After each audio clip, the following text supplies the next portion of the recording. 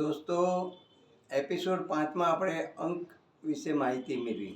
1 થી 9 અંક વિશે આપણે સંપૂર્ણ માહિતી મેળવી કે એક અંક સૂર્યનો અંક કેવો હોય, ચંદ્રનો અંક કેવો હોય, 2 નંબર, 3 નંબર ગુરુનો અંક કેવો હોય, 4 નંબર રાહુનો અંક કેવો હોય, 5 નંબર બુધનો અંક કેવો હોય, 6 નંબર શુક્રનો અંક કેવો હોય, 7 નંબર કેતુનો અંક કેવો હોય, 8 નંબર શનિનો અંક કેવો હોય, 9 અંક છે ને એ કેવો હોય, એના વિશે આપણે સામાન્ય માહિતી મેળવી. હવે એપિસોડ 6માં આપણે એક અંક વિશે, એક અંક કઈ રીતે શોધાય, તમને કોઈ જાઓ અંક જ્યોતિષમાં એક અંક કઈ રીતે શોધો જન્મ તારીખથી, બરાબર છે.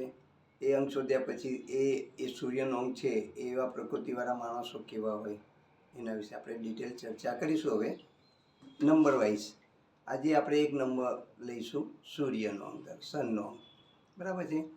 આજે આપણે એપિસોડ 6માં આના વિશે વિગતે ચર્ચા, એક નંબર માટે જ આપણે અત્યારે ચર્ચા કરીશું. હવે જે પણ વ્યક્તિની જન્મ તારીખ કોઈ પણ વર્ષની અંદર, કોઈ પણ મહિનાની અંદર 1 તારીખ હોય, 10 તારીખ હોય, 28 તારીખ હોય કે 19 તારીખ હોય, એટલે એનું ટોટલ મારો 19 તો 1 ને +9 0, 10 આવ્યો, 1 + 0 = 1 આવ્યો, એટલે એક અંક આમાં લઈ જઈએ. 28 છે તો 8 ને 2 10, બરાબર, 1 + 0 = 1. એટલે એ રીતે જે પણ જન્મ તારીખ આવતી હોય આ મહિનાની, 1 તારીખે જન્મેલો હોય, 10 તારીખે જન્મેલો હોય કે 19 તારીખે જન્મેલો હોય કે 28 તારીખે જન્મેલો, એનો અંક 1 થાય એટલે એને આપણે મૂળાંક, એને આપણે ડ્રાઈવર નંબર કહીશું, બરાબર છે. એટલે એક અંક આવે એટલે સૂર્યનો અંક આવ્યો. હવે આવી વ્યક્તિઓના ગુણ રાજા જેવા હોય છે, બરાબર છે. હવે આની અંદર તમને એમ થાય કે આ બધાને એક સરખો જ લાભ મળે, 1 અંકવાળાના, 10 વાળાના જન્મ્યો છે, 19 વાળાના જન્મ, 28 વાળાના જન્મ, બધાને એક સરખો જ લાભ મળે, ના, એવું નથી. અંક જ્યોતિષ બહુ ડિટેલ ડીપમાં છે. 1નો અંક હોય ને એ રાજા જેવા ગુણો ધરાવતો હોય છે, બરાબર છે. પછી 10 અંક છે એનો પણ 1 ઉપર આવે છે, 10 તારીખ છે એનો પણ 1 ઉપર આવે છે, એ પણ રાજા જેવો સ્વભાવનો હોય છે. જ્યારે 19 નંબર એક અંક કઈ રીતે બને, 19 થી 1 એટલે સૂર્ય અને 9 એટલે મંગળ, બરાબર છે. 9નો અંક એટલે સેનાપતિ અને 1 એટલે રાજા. એ રાજા જોડે જો સૈન્ય સારું હોય તો એ ઘણો સફળતા મેળવે છે, એટલે એ પણ વધારે 19 નંબર પણ ખૂબ સારું ફળ આપે છે. 28 નંબર છે ને એ 1નો અંક વડે 2, 8 ને 2 10, બરાબર છે. પણ એ અંકમાં ચંદ્ર 2 એટલે મેં આગળ કીધું, ચંદ્ર એટલે પાણી, અને 8 એટલે શનિ એટલે લોખંડ.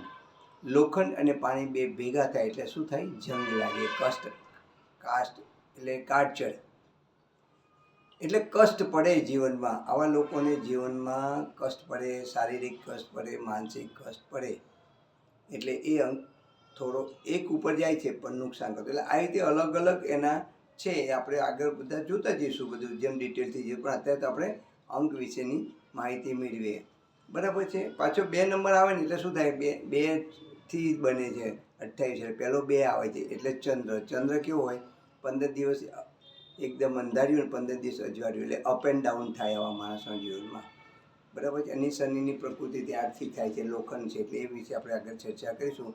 આવા લોકો, 1 અંક ધરાવનાર લોકો, સૂર્યની પ્રકૃતિ કેવી હોય, જે સૂર્યવાળા પ્રકૃતિવાળા હોય છે એવા લોકો હંમેશા રાજા જેવા હોય છે, અને એમનામાં દાદાગીરી જેવા ગુણો હોય છે, બરાબર છે.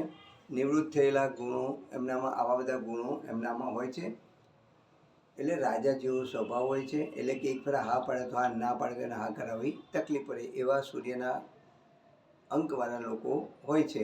આવા લોકો લીડરશિપ બહુ સારી કરતા, નેતાગીરી, બરાબર છે, નેતૃત્વ સારું કરતા હોય છે.